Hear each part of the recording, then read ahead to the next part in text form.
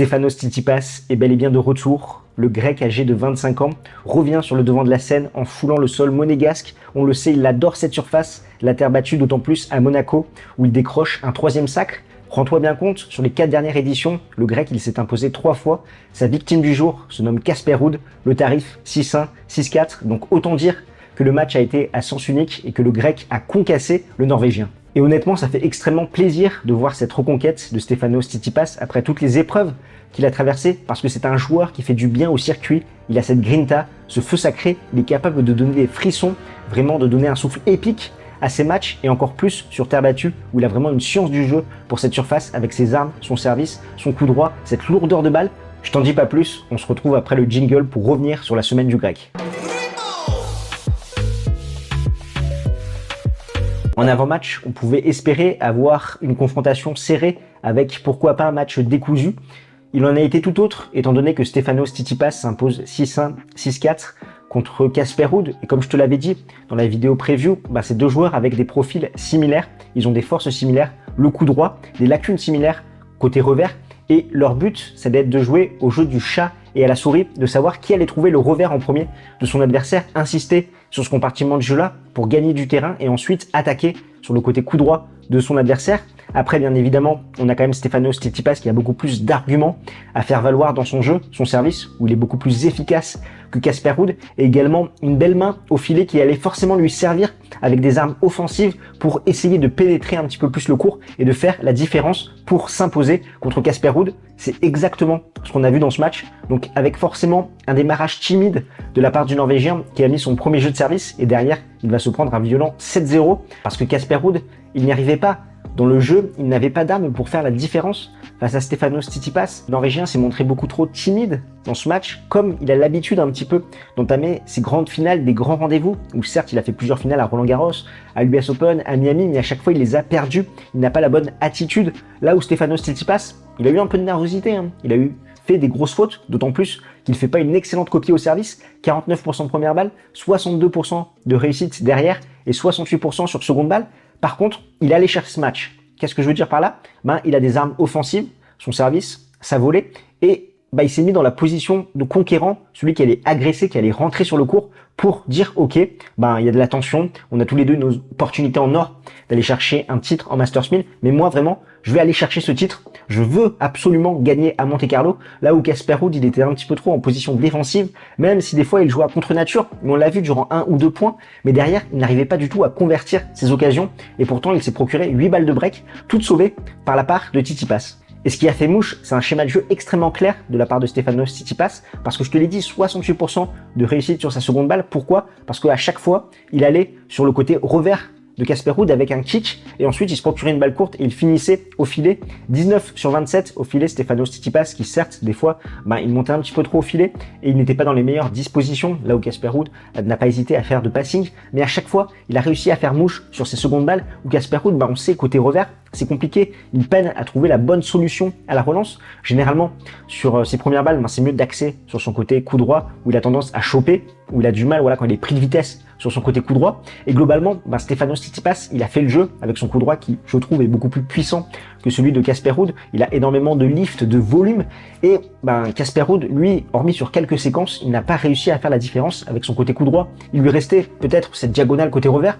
Donc de temps en temps, il a bien senti quelques revers longs de ligne, mais c'était trop insuffisant pour vraiment inquiéter le grec qui avait l'habitude de ces grands rendez-vous à Monaco, qui les a tous gagnés. Davidovich Fokina, Rublev, et finalement, c'est le Norvégien qui prend pire tarif. Et quand je te parlais de différence au niveau du coup droit, celui du grec était en moyenne 10 km/h plus rapide que celui du Norvégien.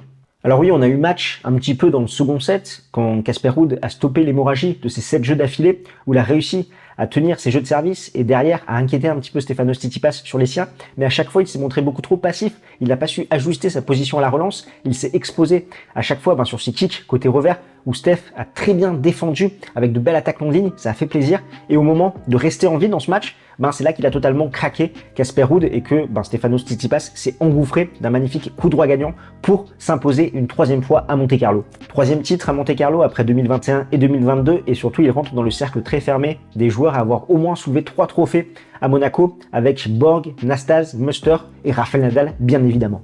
C'est son 11e titre en carrière, son 3e titre en Masters 1000, un retour dans le top 10. Il sera 7e ce lundi et surtout 3 victoires contre des membres du top 10 tout au long de la semaine, contre Zverev, contre Sinner et également contre Casper Ruud. C'est seulement la 3e fois que ça lui arrive après le Masters du Canada en 2018 et les ATP Finals en 2019. Et honnêtement, ça fait plaisir de revoir Stefanos Tsitsipas à ce niveau parce qu'il a eu un parcours de chien à Monte-Carlo, Djere, Etcheverry, Zverev, ensuite Khachanov, Sinner qui est le joueur en forme de cette saison et également Casper Ruud en finale. Donc Stefanos Tsitsipas qui est le 2e joueur à battre l'Italien en 2024. Franchement, chapeau, il perd un seul set, c'était contre lui. Derrière, il a roulé sur la concurrence, il a roulé sur ses adversaires alors qu'il n'était pas du tout dans les meilleures dispositions à l'entame de ce tournoi à Monte-Carlo. 25e à la race, il restait sur 6 défaites sur ses 7 derniers matchs contre des membres du top 20. Vraiment, il broyait du noir. On le sentait dans le down total, Stefanos Tsitsipas, et là, il a su remettre les pendules à l'heure. Pourquoi? Il a foulé le sol monégasque où il a énormément de confiance, d'acquis là-bas. Et surtout, c'est de la terre battue. Et encore une fois, Stefanos Tsitsipas, il a un jeu qui se prête à merveille à cette surface avec une science de la terre battue au niveau de ses coups. Il a un excellent coup droit, un très bon service, même s'il n'a pas excellemment bien servi dans cette finale. Je pense que depuis qu'il s'est blessé au dos en début de saison, il peine à retrouver vraiment sa constance au niveau du service, au niveau de son geste, de son mouvement, de la position de ses pieds. On l'a vu beaucoup hésiter et c'est encore un petit peu brouillon. Mais derrière, voilà, la lourdeur, le volume, la marge de sécurité par rapport au filet, c'est extrêmement costaud de la part de Stefanos Tsitsipas et ça présage de belles choses. Peut-être un retour au sommet. Il sera aligné à Barcelone la semaine prochaine et derrière, forcément, on va l'attendre Madrid, Rome et surtout à Roland-Garros. C'est un prétendant au titre quand on voit à quel point c'est ouvert et je pense que le circuit a besoin d'un Stefanos Tsitsipas encore plus sur terre battue. C'est un joueur vraiment qui fait dégager des émotions, qui donne des frissons dans ses matchs, qui a cette grinta, il a un petit peu habité. Tout l'inverse de Casper Ruud qui est beaucoup trop timide, trop passif dans ses événements. C'est la 7e finale qu'il perd ou ce n'est pas un 250 après les 2 à Roland, l'US Open, Miami, Acapulco, les ATP Finals et donc maintenant se rajoute à la liste Monaco. Et c'est vrai Casper Ruud, voilà, c'est un nice guy, c'est un gentleman sur le court, il est très sympa. Il a un style de jeu qui est solide, il fait un excellent début de saison, mais je pense qu'il doit vraiment changer quelque chose pour aller chercher ces grands rendez-vous, peut-être avoir un petit peu plus de mordant dans son attitude au niveau de son jeu. Il a un très bon coup droit qui performe bien sur terre battue, mais je pense qu'il est légèrement en dessous de celui d'un Stefanos Tsitsipas. Il a énormément progressé au service et en revers, mais est-ce que c'est suffisant pour aller chercher des grands titres? Parce que là, on a vu un Stefanos Tsitsipas qui a saisi sa chance, qui n'hésitait pas à monter au filet. Certes, après Casper Ruud, il a fait certaines séquences comme ça où il a essayé de sortir de sa zone de confort. Mais est-ce que ce niveau moyen est suffisant pour aller décrocher un Masters 1000, un grand chelem? Donc certes, en Masters 1000, on a des Carreño Busta, des Borna Coric qui sont allés en chercher. Donc pourquoi pas Casper Ruud? Mais là, je te parle en grand chelem. Ok, c'est le joueur qui a disputé les 2 dernières finales à Roland-Garros. Mais pour moi, le problème, il est plus profond que ça encore. On a un joueur qui doit changer peut-être son état d'esprit, il doit être plus accrocheur. On compare beaucoup avec un David Ferrer, mais David Ferrer, c'était une véritable sangsue. Sur le terrain, il s'accrochait, il avait beaucoup plus de mordant avec ses armes, et il avait une attitude qui n'était pas la même. Casper Ruud, dans son attitude, déjà, il doit faire preuve peut-être un petit peu plus de révolte, sortir de ses gonds pour aller chercher ses matchs. C'est ça vraiment qu'on peut lui reprocher. Et tant qu'il n'aura pas fait un pas dans cette direction, j'ai du mal à le voir dépasser son plafond de verre. D'ailleurs, tu sais que toi, tu peux nous aider à passer notre plafond de verre. Nous, c'est Games Talk et on aide les passionnés de tennis comme toi à décrypter l'actualité de la petite balle jaune. Alors, si c'est quelque chose qui t'intéresse, si tu ne veux rien manquer de la saison sur terre battue qui va nous emmener jusqu'à Roland-Garros, tu prends ta raquette, tu fais ton meilleur Jokos match sur le bouton pour t'abonner.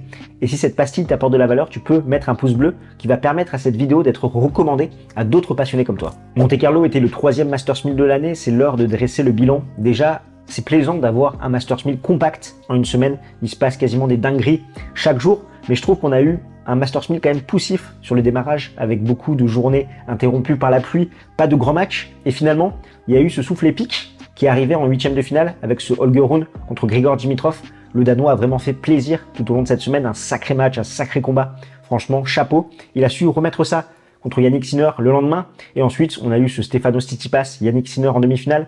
Le Djokovic Ruud aussi, qui était intéressant. Bon, la finale un petit peu décevante. Mais globalement, je pense que c'est le meilleur des 3 Masters 1000 qu'on a eu, avec un démarrage poussif, mais derrière de très bons matchs. Je pense que les meilleurs matchs de Monte-Carlo dépassent largement les meilleurs matchs qu'on a eu à Indian Wells et à Miami, étant donné qu'on a certes eu un Yannick Sinner, Carlos Alcaraz à Indian Wells, mais c'était un petit peu trop décousu.